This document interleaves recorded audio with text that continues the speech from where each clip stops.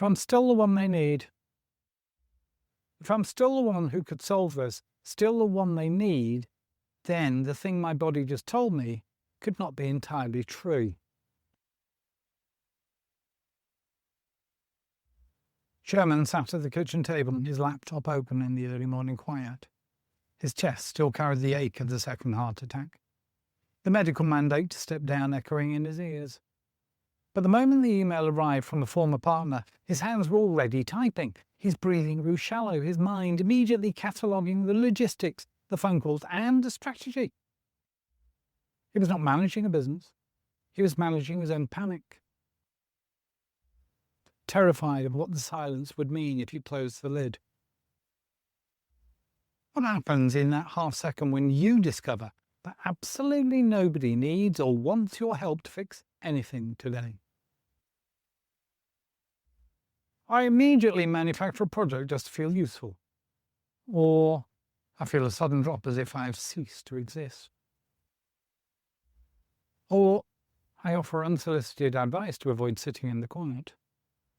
Or maybe I plunge into busy work because the silence feels like dying. Make your choice and see what happens next. Nora came into the kitchen on a Thursday evening and saw him with his laptop open again. She did not yell. No, it was far worse. She simply let the quiet stretch until he had to look up. You're fixing, Nora said quietly. Sherman blinked, his defensive walls instantly snapping up. I'm just sorting out a loose end for the client. Really? Nora said, her voice dropping a register.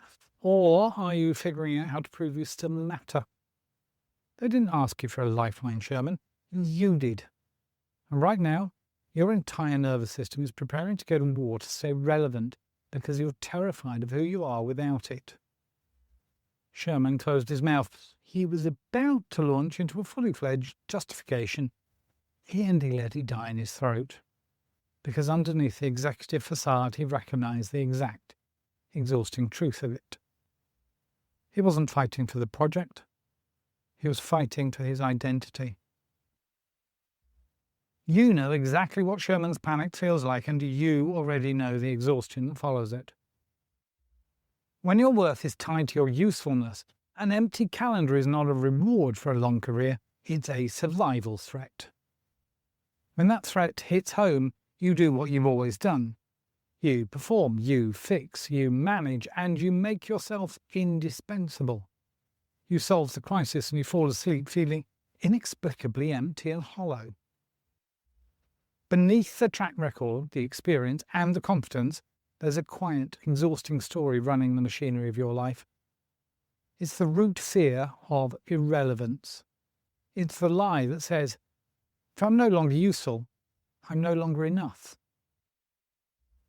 You can't read your way out of this exhaustion and you can't outwork it, and you cannot optimize it away with another new hobby or a golf handicap. The only way out is to catch that physical spike, name the lie that's steering you, and practice a different response. That practice is what we do here. Enter the Refit Challenge.